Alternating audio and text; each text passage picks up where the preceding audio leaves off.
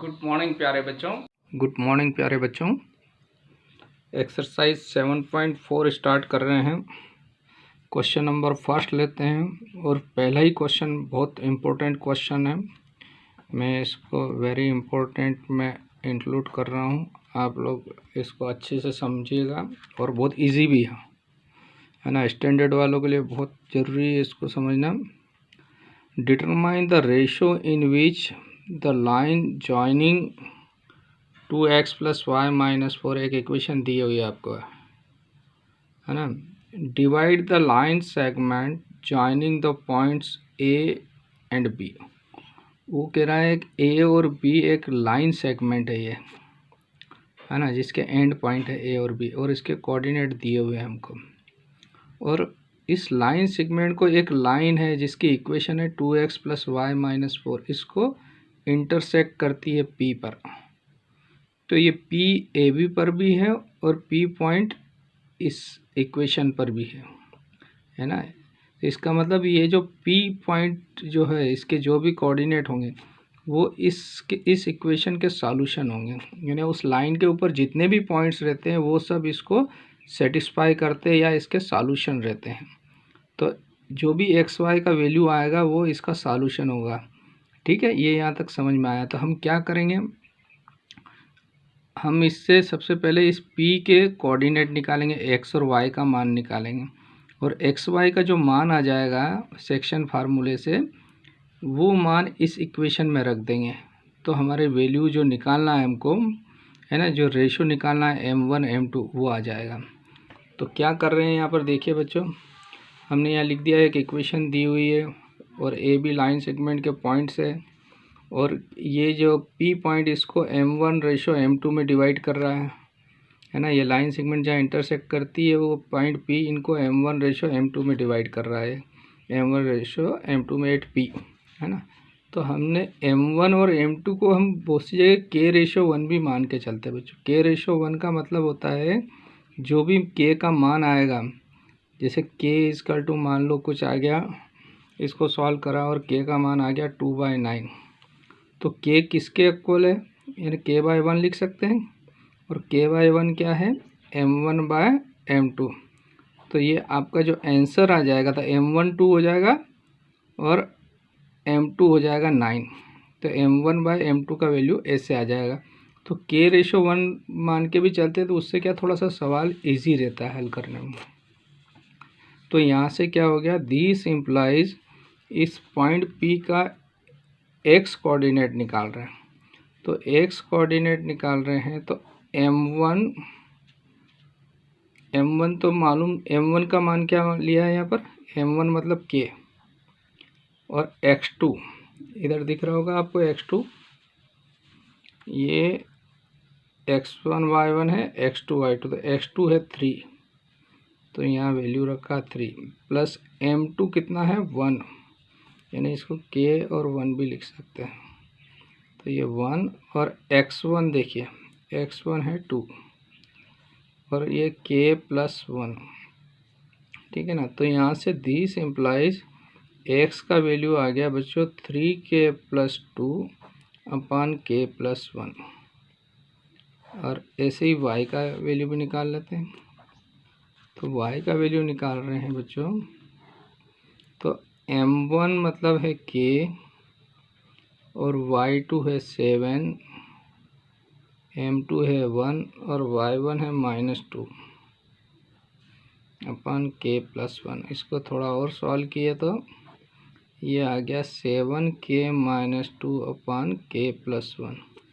तो ये coordinate P के कोऑर्डिनेट आ गए। क्या आ गया, दिस इम्प्लाइज क्या हो गए, कोऑर्डिनेट ऑफ P क्या हो गए, ये दोनों x का वैल्यू आ गया 3k + 2 / k + 1 और इसका वैल्यू आ गया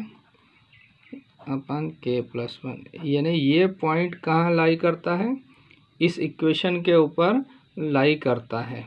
तो ये इसको सेटिस्फाई करेगा। तो हम क्या करेंगे, ये जो वैल्यू है इसे ये P के जो पॉइंट है ये पॉइंट कहाँ कर रहे हैं, पुट, है ना, in equation 2x + y - 4 square, क्योंकि ये सॉल्यूशन है इस इक्वेशन के। ये जो पॉइंट है P x y, ये इस इक्वेशन के सॉल्यूशन है। ये x का वैल्यू है, ये y का वैल्यू है ना। ये x है, ये y है, तो ये यहाँ रख देंगे तो हमको जो रेशो आ जाएगा k का वैल्यू आ जाएगा। k से m1 m2 निकालेंगे तो 2 इंटू x का वैल्यू रखा 3k + 2/k + 1 प्लस y का वैल्यू है 7k - 2/k + 1 ये इस 4 को मैंने अभी उधर ट्रांसफ़र कर दिया है ना, ये 4 यहाँ भेज दिया इधर। तो देखिए बच्चों, इसका सॉल्व कर रहे हैं तो ये आ जाएगा 2 से मल्टीप्लाई कर दिया तो 6k + 4/k + 1 plus 7k - 2/k + 1 = 4। तो यहाँ से दिस इम्प्लाइज हो रहा है एलसीएम आ गया k + 1 दोनों का, और ऊपर वाली संख्या है k + 4 + 7k - 2 = 4। तो और आगे बढ़ते हैं तो यहाँ से हो गया 6 और 7 कितना हो गया 13k + 4 में से 2 गए 2, और ये k + 1 उधर भेज दिया मैंने, तो ये हो गया 13k + 2 = 4k + 4। तो 4k को मैं इधर ले आया बच्चों, 13k - 4k और 4 - 2, तो ये कितना बचा है 9k = 2। तो यहाँ से देखिए, तो यहाँ से मिल गया है k = 2/9। दिस इम्प्लाइज k/1 = 2/9, और k/1 क्या है, किसका वैल्यू है m1/m2। So this implies m1/m2 कितना आ गया 2/9, है ना। तो हमको रेशो निकालना था, तो ये रेशो कितना आ गया 2/9। एक बार और समझ लीजिए, बहुत इंपॉर्टेंट क्वेश्चन है।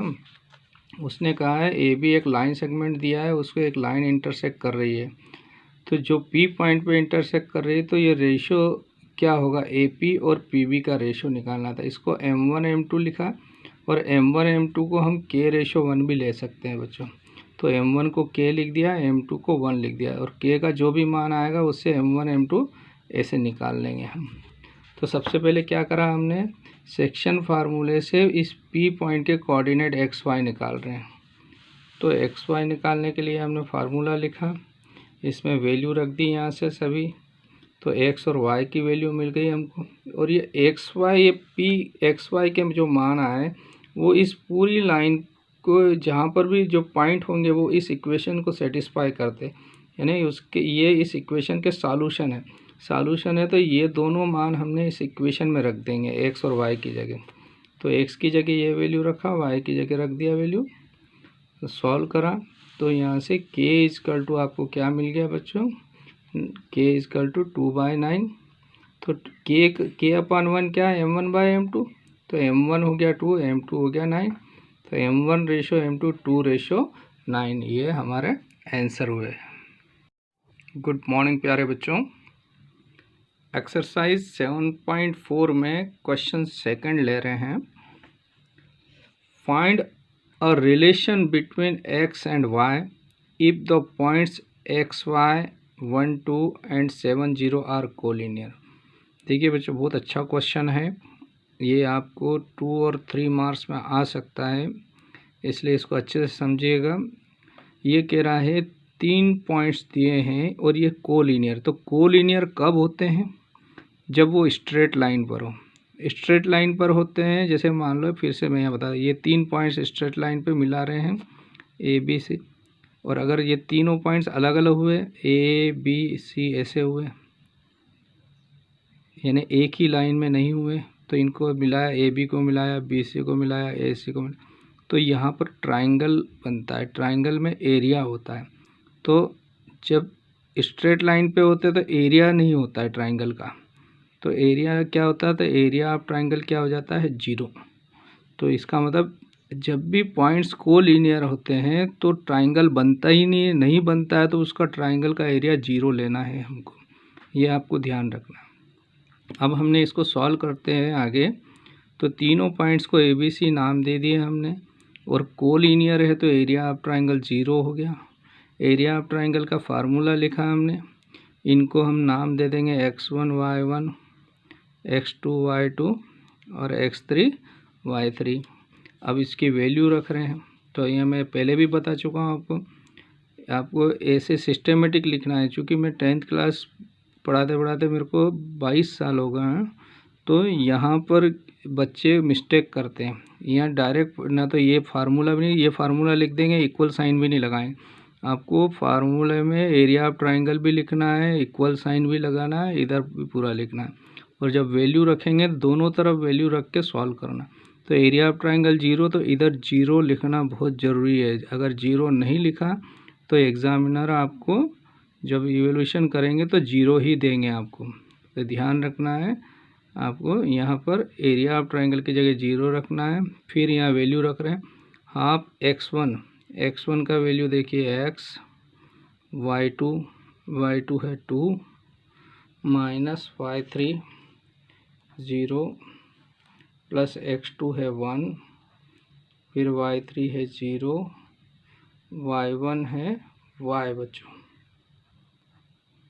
प्लस x3 है 7, y1 देखो y और y2 है 2, है ना। आपको क्या है, रिलेशन निकालने का बोला। रिलेशन यानी इसको सॉल्व करोगे तो एक इक्वेशन बनेगी, यही आपका रिलेशन हुआ। तो बहुत इजी क्वेश्चन है। ये 2 को मैंने इधर भेज दिया तो 0 × 2 हो गया, तो यहाँ ये 1 बचा, और ये हो गया x ब्रैकेट में 2 और यहाँ 1 माइनस y, तो इस 7 का मल्टीप्लाई करना पड़ेगा, 7y माइनस 14। इसको और सॉल्व कर दिया तो इधर तो 0 हो गया, इधर ब्रैकेट में है 2x minus y plus 7y minus 14, है ना। तो अब यहाँ से ब्रैकेट हटा देंगे हम, तो क्या आ रहा है बच्चों, 2x और y और ये 7y प्लस के, ये माइनस का 1 है, तो प्लस के 6y बच गया माइनस 14।